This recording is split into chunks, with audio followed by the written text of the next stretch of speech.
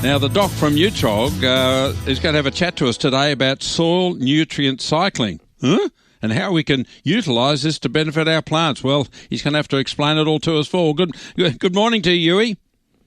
Morning, Graham. Yes, I guess the story of nutrient cycling is very interesting because many people suspect that in order to get lush plant growth, you need lots and lots of nutrients. That's right. Well, that's what people think.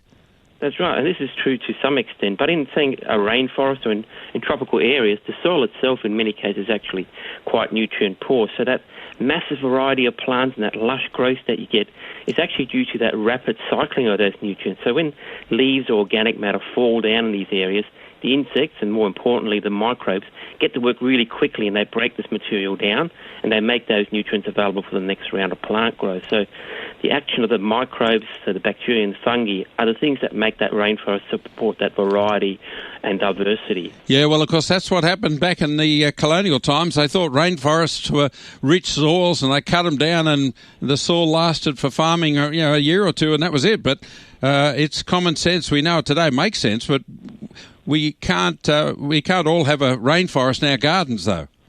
Well, you're right, of course, and what we can do is we can influence that nutrient cycling in our garden. So we did some experiments looking at nutrients within plants when we used our microbial probiotic GOGO Juice. So we grew wheat in the glasshouse and also in fields with and without GOGO Juice, and we applied GOGO Juice twice during that growing period, and we found something very interesting. When we examined the nutrient levels in the grain and in the stalk, we saw that the nutrients in the stalk was higher in plants that had not received GOGO Juice and lower in those that did.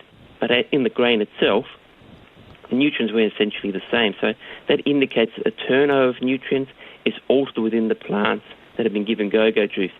So we have some idea what might be happening, but we still need to do some more work, obviously. Now, does this mean that GOGO Juice can influence the soil nutrient cycling in our gardens? Well, it would certainly indicate that the nutrients are being made more readily available by the plant because GOGO Juice helps to break down the organic matter. And then the plant potentially responds by altering the way it uses those nutrients. So it showed us that GOGO Juice does have an influence, and we saw a similar response in all the plants that we tested.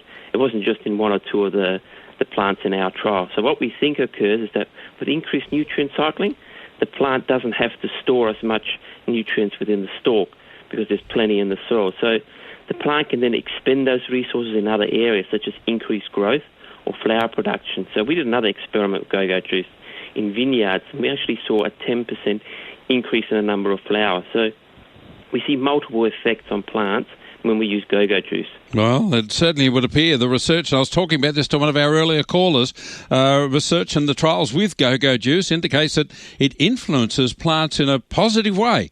So applying GOGO Juice around your garden will improve the nutrient cycling. You may not understand it, but let you believe, Uwe and I, it's going to work in your garden. GOGO Juice from Neutrog. Now, you'll find it at Bunnings, other hardware outlets, and, of course, at good garden centres. Thank you, Uwe. No worries, Graham. Have a fantastic week. You too, pal. Bye.